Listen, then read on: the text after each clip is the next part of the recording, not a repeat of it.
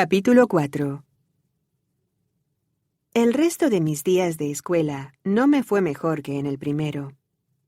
Todo se reducía a un interminable proyecto que lentamente se fue convirtiendo en una unidad, en la cual el estado de Alabama gastó kilómetros de papel para manualidades y lápices de colores por sus esfuerzos bien intencionados pero inútiles de enseñarme dinámica de grupo.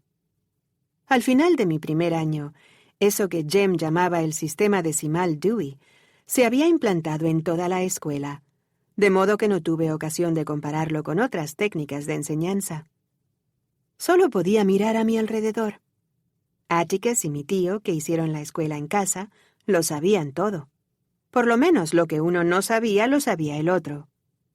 Además, yo no podía dejar de tener en cuenta que mi padre había trabajado durante años en la legislatura estatal, elegido cada vez sin oposición, y todo ello ignorando los ajustes que mis maestras creían esenciales para el desarrollo de una buena ciudadanía. Jem, educado sobre una base mitad decimal, mitad Dunscap, parecía desenvolverse bien tanto individualmente como en grupo. Pero él no era un ejemplo válido. Ningún sistema de vigilancia ideado por el hombre podría haber evitado que leyera libros. En cuanto a mí, no sabía otra cosa excepto lo que recopilaba de la revista Time y de leer todo lo que pudiera conseguir en casa. Pero a medida que iba avanzando, a paso lento, por el sistema escolar del condado de Macomb, no podía evitar la sensación de que me estaban engañando o algo parecido. Aunque no sabía cómo había llegado a esa conclusión, pero no creía que 12 años de aburrimiento sin fin fuera exactamente lo que el Estado tenía en mente para mí.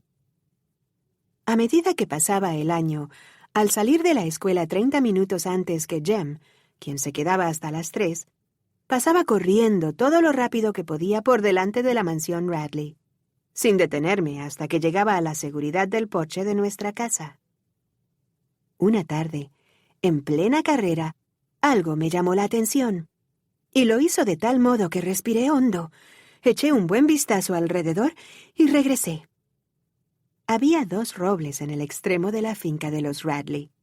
Sus raíces llegaban hasta la acera y le provocaban baches.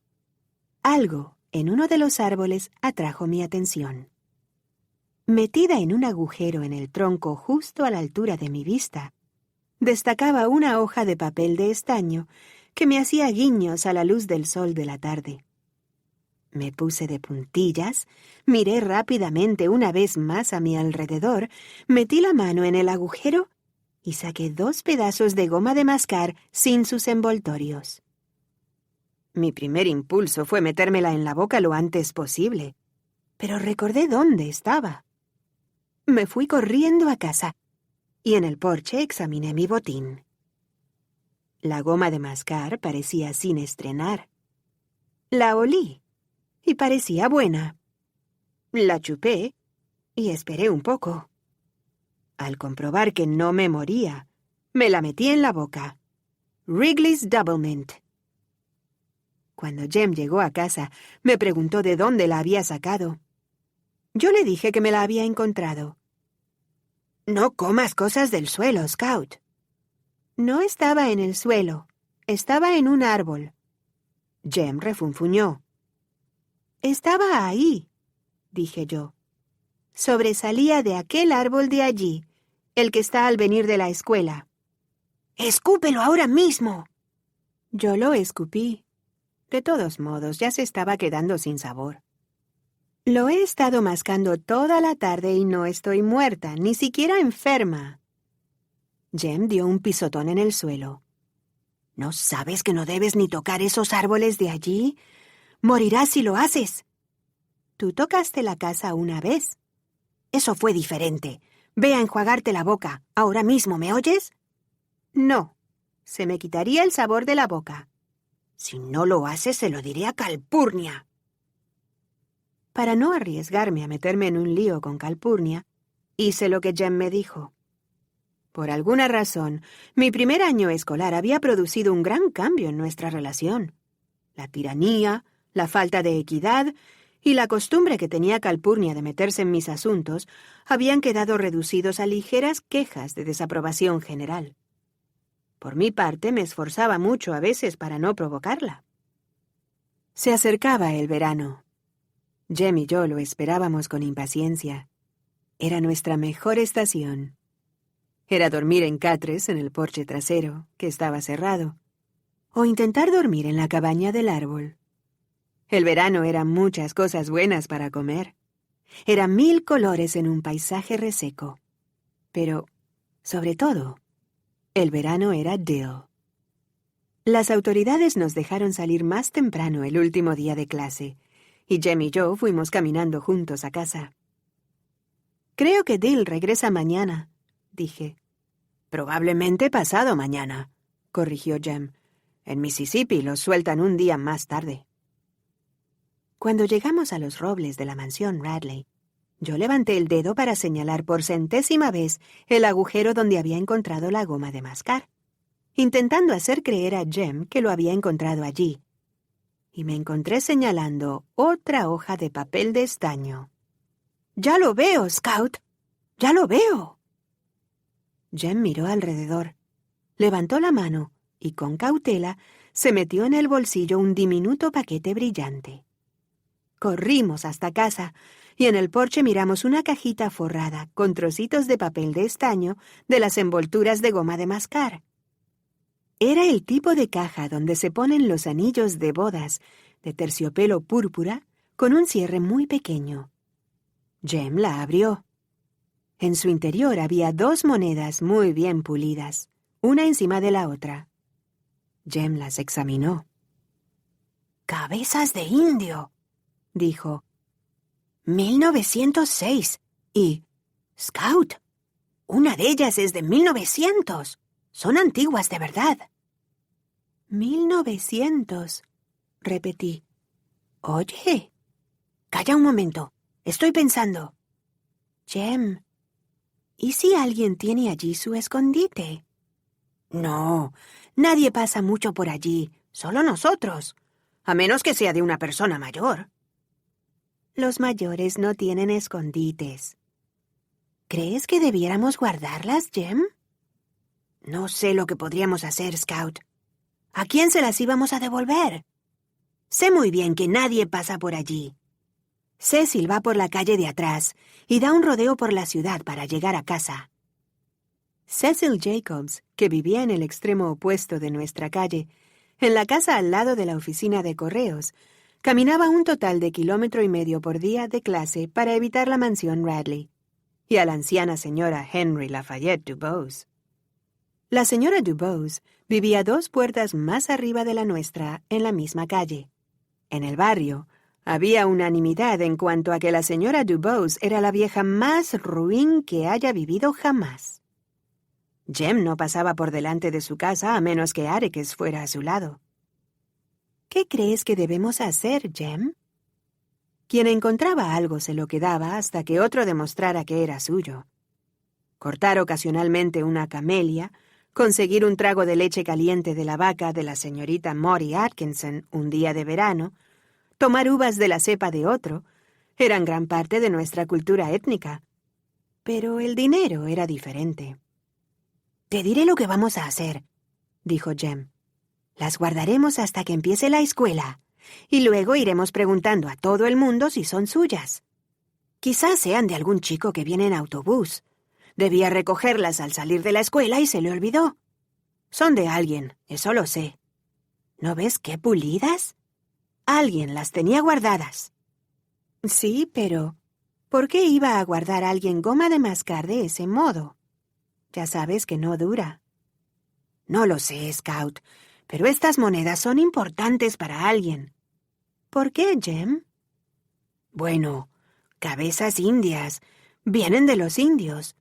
Tienen una magia bien poderosa. Dan buena suerte. No hablo de que te den pollo frito cuando no lo esperas, sino de cosas como una vida larga y buena salud, y aprobar los exámenes de mitad de trimestre. Estas son realmente valiosas para alguien. Voy a guardarlas en mi baúl». Antes de irse a su cuarto, Miró prolongadamente la mansión Radley. Parecía estar pensando otra vez. 2 días después, llegó Dill envuelto en un resplandor de gloria. Había subido en el tren él solo desde Meridian hasta el empalme de Maycomb, un título de cortesía, pues el empalme de Maycomb estaba en el condado de Abbott, donde le había ido a buscar la señorita Rachel en el único taxi de Maycomb. Había comido en el restaurante. Había visto a 2 siameses bajarse del tren en Bay St. Louis, y a pesar de las amenazas, no se desdecía de sus historias. Ya no llevaba los horribles pantalones cortos azules abrochados a la camisa, sino un pantalón corto de verdad, con cinturón. Era un poco más fornido, no más alto, y nos contó que había visto a su padre. El padre de Dill era más alto que el nuestro. Llevaba una barba negra, puntiaguda, y era el presidente de Ferrocarriles L&N.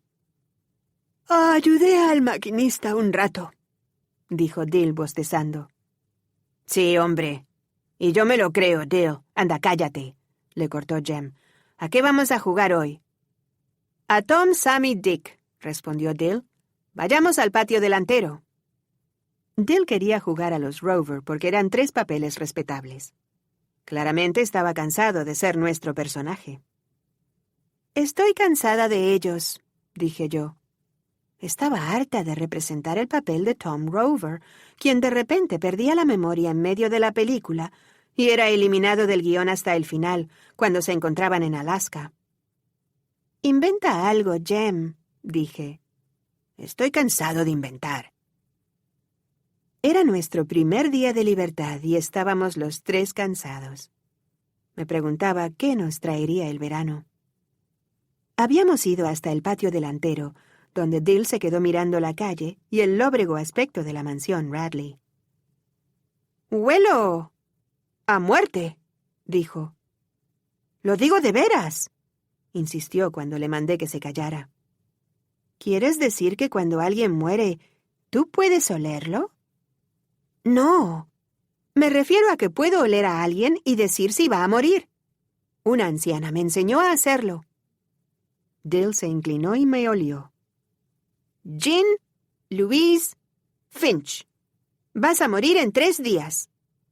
«Dill, si no te callas, te doblo las piernas de un golpe. Lo digo en serio». «¡Silencio!», gritó Jem. «Se comportan como si creyeran en los fuegos fatuos». «Y tú te comportas como si no creyeras», dije yo. «¿Qué son los fuegos fatuos?», preguntó Dill. «¿No has caminado de noche por algún camino solitario y has pasado junto a un lugar maldito?», preguntó Jem a Dill. «Un fuego fatuo es alguien que no puede subir al cielo. Va vagando por caminos solitarios. Y si le pasas por encima, entonces cuando mueres te conviertes también en uno, y vagas en la noche sorbiendo el aliento de la gente». «¿Y cómo evitas pasar por encima de uno?». «No puedes», dijo Jem. «A veces se estiran y abarcan todo el camino. Pero si pasas por encima de uno, dices: ángel con brillo, vida en un muerto. Sal del camino, no sorbas mi aliento». Eso evita que te envuelvan. «No creas ni una palabra de lo que dice, Dill», interrumpí. «Calpurnia dice que esos son cuentos de negros». Jem me miró frunciendo el ceño, pero cambió de tema. «Bueno, ¿vamos a jugar a algo o no?». «A rodar en el neumático», sugerí. Jem dio un suspiro. «Sabes que no quepo». «Tú puedes empujar». Fui corriendo hasta el patio de atrás y saqué un viejo neumático de debajo de la casa. Lo llevé rodando hasta el patio delantero. «Yo voy la primera», dije. Dill protestó que él debía ir primero, pues acababa de llegar. Jem arbitró. El primer empujón sería para mí, pero Dill tendría uno extra. Y yo me doblé en el interior de la rueda. Hasta comprobarlo, no me di cuenta de que Jem se había ofendido cuando le llevé la contraria en lo de los fuegos fatuos y que estaba esperando la oportunidad de recompensarme. Lo hizo. empujando el neumático por la acera con toda su fuerza. Tierra, cielo y casas se convirtieron en una loca paleta. Me zumbaban los oídos y me faltaba el aire. No podía sacar las manos para detenerlo, pues las tenía plegadas entre el pecho y las rodillas. Solamente podía esperar que Jem nos adelantara corriendo a la rueda y a mí, o que algún bache en la acera detuviera el neumático. Le oí detrás de mí, siguiéndome y gritando. La rueda saltaba sobre la gravilla, se desvió y cruzó la calle. Chocó contra algo y me hizo salir despedida como un corcho contra el pavimento. Un poco mareada, me quedé tumbada sobre el cemento, sacudiendo la cabeza y golpeándome en los oídos para apagar su zumbido. Entonces, oí la voz de Jem. «¡Scout! ¡Sal de ahí! ¡Ven!». Levanté la cabeza y vi que tenía delante los peldaños de la mansión Radley. Me quedé paralizada. «¡Vamos, Scout! ¡No te quedes ahí!», gritaba Jem. «¡Levántate! ¿Es que no puedes?». Yo me puse de pie, temblando. «¡Agarra la rueda!», gritó Jem. «¡Tráela! ¿Es que no te enteras?». Cuando fui capaz de moverme, regresé corriendo hasta ellos con toda la rapidez que me permitían mis temblorosas rodillas. «¿Por qué no la has traído?», preguntó Jem. «¿Por qué no vas tú a buscarla?», grité yo. Jem se quedó en silencio. «Vamos, no está muy lejos de la puerta. Y tú una vez tocaste la casa, ¿recuerdas?». Jem me miró furioso.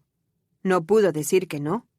Fue corriendo hacia la acera, cruzó con cuidado la puerta, entró como un rayo y agarró la rueda. «¿Lo ves?», se burlaba triunfante Jem. «No pasa nada». «Te lo juro, Scout, a veces eres tan niña que me desesperas». Sí que pasaba algo, pero decidí no decirle nada. Calpurnia apareció en la puerta y gritó: «¡Limonada! Entren todos antes de que este sol los fría vivos». La limonada a media mañana era un ritual del verano. Calpurnia puso una jarra y 3 vasos en el porche, y después siguió con sus asuntos. No contar con el favor de Jem no me preocupaba especialmente. La limonada le haría recuperar el buen humor. Jem se tragó su segundo vaso y se dio unos golpes en el pecho. «Ya sé a lo que vamos a jugar», anunció. «Algo nuevo, algo diferente». «¿Qué?», preguntó Dill. «A Boo Radley». A veces la mente de Jem era transparente. Había pensado en aquello para hacerme entender que él no tenía ningún miedo a los Radley de ninguna manera, para contrastar su propio heroísmo temerario con mi cobardía. «¿A Boo Radley? ¿Cómo?», preguntó Dill. «Scout», dijo Jem, «tú puedes ser la señora Radley». «Si me da la gana». «No creo que...» «¿Ni un poquito?», dijo Dill. «¿Aún tienes miedo?». «Puede que salga de noche cuando todos estamos dormidos», dije. Jem silbó y dijo: «Scout, ¿cómo vas a ver lo que estamos haciendo? Además, no creo que siga ahí. Murió hace años y le metieron en la chimenea». «Jem», dijo Dill, «podemos jugar tú y yo, y Scout que mire si tiene miedo». Yo estaba segura de que Boo Radley estaba dentro de esa casa, pero no podía demostrarlo, y sentía que lo mejor sería mantener mi boca cerrada, o me tildarían de creer en los fuegos fatuos, un fenómeno al que era inmune durante el día. Jem repartió nuestros papeles. Yo era la señora Radley, y lo único que tenía que hacer era salir y barrer el porche. Dill era el viejo señor Radley. Caminaba a un lado y otro de la acera y tosía cuando Jem le hablaba. Jem, naturalmente, era Boo. Bajaba los escalones de la casa y gritaba y aullaba de vez en cuando. A medida que iba avanzando el verano, progresaba también nuestro juego. Lo pulimos y lo perfeccionamos. Añadimos diálogo y trama hasta que hubimos creado una obrita sujeta a cambios a diario. Dill era el villano de villanos. Podía meterse en el papel de cualquier personaje que se le asignara, y hasta parecer alto si el papel de malvado lo requería. Era tan bueno como su peor actuación. Su peor actuación era Gothic. Yo hacía a regañadientes el papel de algunas damas que entraban en el argumento. Nunca me pareció tan divertido como Tarzán, y aquel verano actué con algo más que una vaga ansiedad. Aunque Jem me garantizaba que Boo Radley estaba muerto y que nadie me haría daño, estando allí Calpurnia durante el día y Atticus en casa por la noche. Jem era un héroe nato. Era una obrita de teatro triste, compuesta con retazos de chismes y leyendas del barrio. La señora Radley había sido hermosa, hasta que se casó con el señor Radley y perdió todo su dinero. También perdió la mayoría de sus dientes, el cabello y el dedo índice derecho. Aportación de Dill. Boo se lo mordió una noche cuando no pudo encontrar ningún gato ni ardilla para comer. La mayor parte del tiempo estaba sentada en la sala y lloraba, mientras que Boo iba reduciendo a astillas los muebles de la casa. Los tres éramos muchachos que se metían en problemas. Para variar, yo era el juez de paz. Dill se llevaba a Jem y lo metía debajo de las escaleras, pinchándole con la escoba. Jem reaparecía siempre que viniera a cuento en los papeles de sheriff, de varias personas de la ciudad y de la señorita Stephanie Crawford, quien tenía más que contar sobre los Radley que nadie en Maycomb. Cuando era el momento de representar la gran escena de Boo, Jem entraba a hurtadillas en la casa, robaba las tijeras del cajón de la máquina de coser cuando Calpurnia estaba de espaldas, y entonces se sentaba en la mecedora y recortaba periódicos. Dill pasaba por su lado, tosía delante de Jem, y Jem fingía clavarle las tijeras en el muslo a Dill. Desde donde yo estaba parecía real. Cuando el señor Nathan Radley pasaba por nuestro lado en su trayecto diario a la ciudad, nosotros estábamos callados hasta que le perdíamos de vista. Y entonces nos preguntábamos qué nos haría si sospechara algo. Nuestras actividades se detenían cuando aparecía alguno de los vecinos, y una vez vi a la señorita Maury Atkinson mirándonos fijamente desde el otro lado de la calle, con sus tijeras de podar quietas a media altura. Un día, estábamos tan ocupados representando el capítulo 25, libro segundo de la familia de un solo hombre, que no vimos a Atticus de pie en la acera mirándonos y dándose golpecitos en la rodilla con una revista enrollada. El sol indicaba que eran las 12. «¿Qué están representando?», preguntó. «Nada», dijo Jem. La evasiva de Jem me hizo entender que nuestro juego era un secreto, así que me quedé callada. «¿Qué haces entonces con esas tijeras? ¿Por qué estás recortando ese periódico? Si es el de hoy, te daré unas nalgadas». «Nada». «¿Nada qué?», dijo Atticus. «Nada, señor». «Dame esas tijeras», exigió. «Con eso no se juega. ¿Tiene por casualidad algo que ver con los Radley?» «No, señor», contestó Jem sonrojándose. «Espero que no», dijo brevemente y entró en la casa. «Jem». «Cállate. Se ha ido a la sala. No puede oírnos desde allí».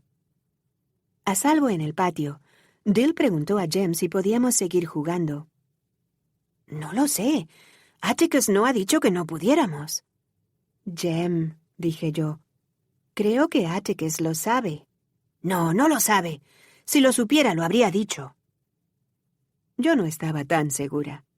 Pero Jem me dijo que estaba siendo una niña, que las niñas siempre se imaginaban cosas, y que por eso otras personas las aborrecían tanto, y que si yo comenzaba a comportarme como una, podía irme y buscar a otro con quien jugar. «Muy bien. Sigan ustedes entonces», dije yo. «Ya verán». La llegada de Atticus fue la segunda razón por la que yo quise dejar de jugar. La primera se produjo el día en que llegué rodando hasta el patio delantero de los Radley. Entre todo el movimiento de cabeza, el mareo y los gritos de Jem, yo había oído otro sonido, tan bajo que no podría haberlo oído desde la acera. Alguien, dentro de la casa, se reía.